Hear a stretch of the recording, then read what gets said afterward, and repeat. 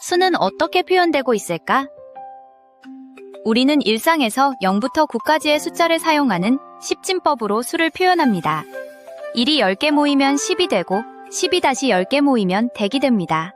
이처럼 10의 거듭 제곱을 기준으로 자릿수가 올라가는 방식이 바로 십진법입니다. 그렇다면 왜 하필 10일까요? 그 이유는 아주 단순합니다. 바로 사람의 손가락이 10개이기 때문입니다. 과거에는 지금처럼 큰 수를 다룰 일이 많지 않았습니다. 손가락을 하나씩 접어가며 물건의 개수를 세는 방식은 가장 직관적이고 편리한 방법이었습니다. 이 단순한 방법이 지금까지 이어져 온 것입니다.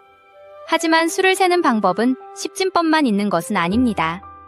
요일을 떠올려 볼까요? 일주일은 7일로 반복되는 7진법이 사용되고 1년은 12달로 나누는 12진법입니다. 그리고 컴퓨터는 0과 1만 사용하는 2진법으로 작동합니다. 이처럼 상황에 따라 다양한 방식이 사용됩니다. 그렇다면 왜 바빌로니아인은 60진법을 사용했을까요? 그 이유는 60이라는 수의 특징에 있습니다. 10은 1과 자기 자신을 제외하고 2와 5로만 나누어지지만 60은 2, 3, 4, 5, 6, 10, 12, 20, 30 등 다양한 수로 나누어집니다. 예를 들어 무언가를 나눈다고 생각해 볼까요? 3명이 나눠도, 4명이 나눠도, 5명이 나눠도 60은 대부분 딱 나누어 떨어집니다. 그래서 바빌로니아인은 60진법을 선택했던 것입니다. 오늘날에는 계산기와 컴퓨터 덕분에 복잡한 소수 계산도 어렵지 않습니다. 하지만 불과 100년에서 200년 전만 해도 소수 계산은 매우 번거롭고 까다로운 작업이었습니다. 십진법은 또 다른 장점도 있습니다. 십진법은 큰 수뿐만 아니라 아주 작은 수도 쉽게 표현할 수 있습니다. 수직선에서 0과 1 사이를 10등분하면 0.1, 0.2처럼 나타낼 수 있습니다. 그리고 그 구간을 다시 10등분하면 0.01, 0.02처럼 더 작은 수를 표현할 수 있습니다. 이렇게 우리는 수직선 위의 한 점을 소수로 나타낼 수 있습니다.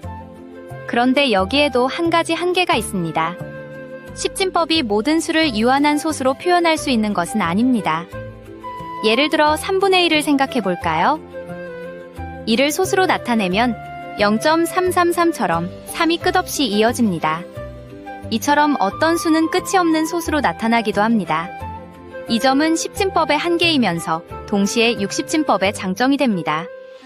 이제 이진법을 살펴보겠습니다.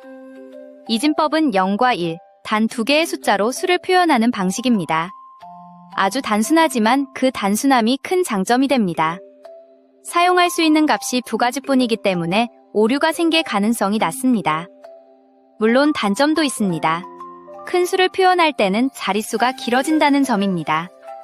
그렇다면 이진법은 어디에서 볼 수 있을까요? 모스보호는 짧은 신호와 긴 신호, 점과 선으로 정보를 전달합니다.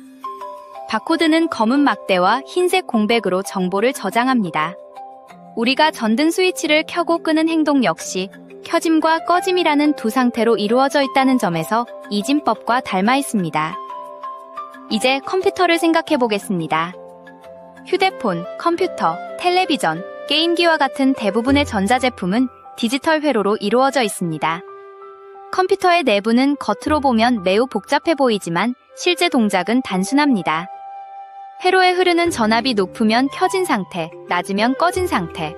컴퓨터는 이 두 상태를 각각 1과 0으로 인식합니다. 그런데 이런 의문이 생깁니다. 십진법을 사용하면 더 많은 정보를 표현할 수 있을 것 같은데 왜 컴퓨터는 이진법을 사용할까요? 그 이유는 바로 안정성에 있습니다. 컴퓨터의 핵심 부품인 트랜지스터는 전기 신호가 들어오면 켜지고 들어오지 않으면 꺼집니다. 컴퓨터는 이것을 1과 0으로 인식하는 것입니다.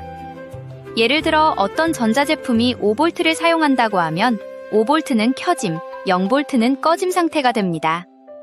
만약 삼진법을 사용한다면 어떨까요? 0V, 2.5V, 5V처럼 세 가지 상태를 구분해야 합니다. 그런데 1.5V나 3V처럼 애매한 값이 들어오면 어떻게 될까요?